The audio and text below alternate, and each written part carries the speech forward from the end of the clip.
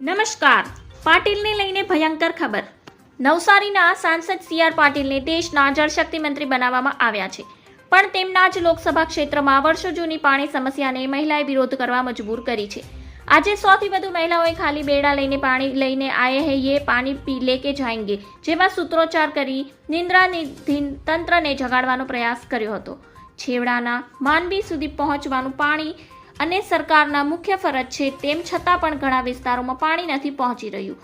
નવસારી જિલ્લા દરિયાકાંઠામાં વસેલા ગામડાઓમાં જૂથ પાણી યોજના દ્વારા પાણી પહોંચાડવામાં આવે છે, પરંતુ તે પૂરતું ન હોવાથી આજે કલેક્ટર કચેરીએ જલાલપુર તાલુકાની મહિલાઓ સૂત્રોચ્ચાર કરવા સાથે ખાલી બેડા લઈને પોતાની ફરિયાદ લઈને પહોંચી હતી.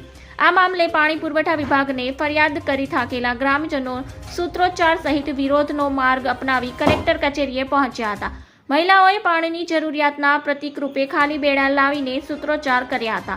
આ સમસ્યાની છેલ્લે 12 વર્ષથી તેઓ મુશ્કેલી અનુભવે છે, જેથી તંત્રને રજૂઆત કરી થાકી આજે નવસારી જિલ્લા કલેક્ટરને આવેદન આપ્યું હતું. ધન્યવાદ. જય